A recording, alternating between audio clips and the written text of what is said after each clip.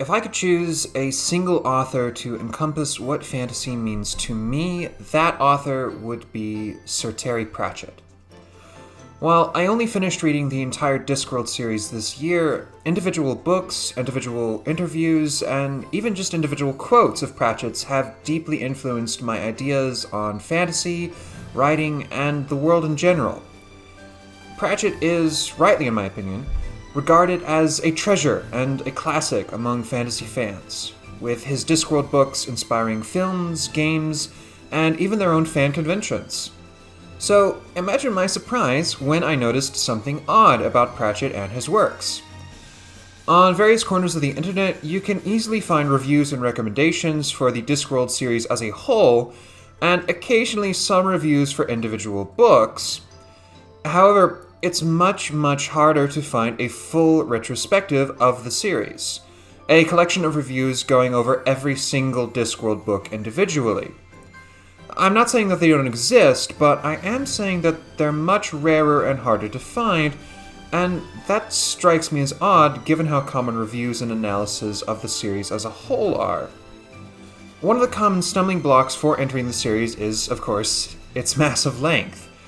People are always wondering where they should start, and people are always recommending specific sub-series to check out, but very few people are willing to go through every Discworld novel to explain what you will get out of each of them. As such, I have decided to take on this task myself, and to perform my own retrospective of Discworld. Over the course of the next several months, I will be posting a video for each and every one of the 41 novels of the Discworld series, reviewing their strengths and weaknesses, analyzing lessons on fantasy writing which I took and you can learn, and hopefully giving those interested a place to start their reading journey. To give structure and clarity to this retrospective, every video I post will be based around these 4 points. Firstly, what is this book, where I explain the basic plot of the novel I'm covering. Secondly, how does this world work, where I analyze the fantasy world building established in the novel I'm covering. Thirdly, what does this book have to say, where I hopefully dismiss the erroneous notion that fantasy is mere escapism with no thematic value. And finally, my final verdict, where I give my final thoughts on the value and readability of the novel I'm covering, as well as an overall numerical review score. A note on my scoring system to avoid any later confusion. 1 out of 10 means I couldn't finish it. 2 out of 10 means I finished it but regretted doing so. 3 out of 10 means it was just plain bad. 4 out of 10 means it was disappointing but had potential.